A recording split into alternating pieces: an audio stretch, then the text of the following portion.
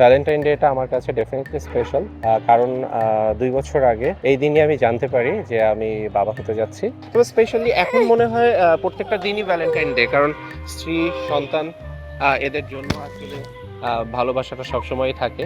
Special দিন আর তো প্রয়োজন হয় না। ভালোবাসার মধ্যে একটা নির্দিষ্ট দিনকে আমি স্পেশাল হিসাবে কখনোই গণ্য করিনি। আমার কাছে সবসময় ভালোবাসা যখন মনে হবে।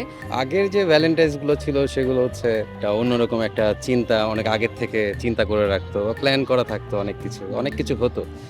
এখন দেখা গেছে যে আমাদের এখন সংসার নামক যে একটা জানে আমরা চড়ে বেড়াচ্ছি, এখন সেই জানে দেখা যায় যে সেই বিষয়গুলো হয় না। এখন হচ্ছে ভ্যালেন্টাইন্স, অবশ্যই আমাদের ভ্যালেন্টাইন্স তো এখন আমরা তো একসাথেই আছি। ছাত্র জীবনে যখন আমরা ছাত্র ছিলাম তখনকার ভ্যালেন্টাইন্স ডে ছিল একরকম।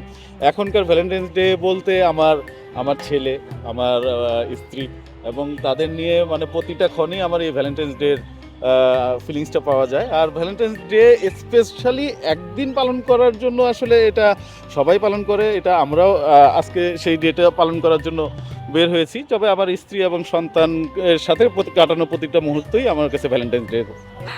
আগেও যা ছিল এখনো তাই আসলে। এই যে এখন তো বের হইলাম, এটার যদি ভালোবাসা না থাকতো তাহলে কি আর বের হওয়া হতো? এরপরে ভালোবাসা দিবসটা আরো বেশি ভালো লাগে, কারণ এটা সবার সাথে একসাথে মানে ঘুরে কাটানো যায়, সবাই একসাথে এনজয় করা যায়।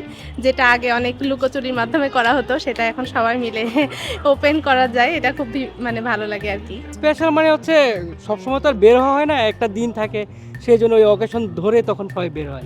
ওইটা একটা ভালোই লাগে, খারাপ লাগে না।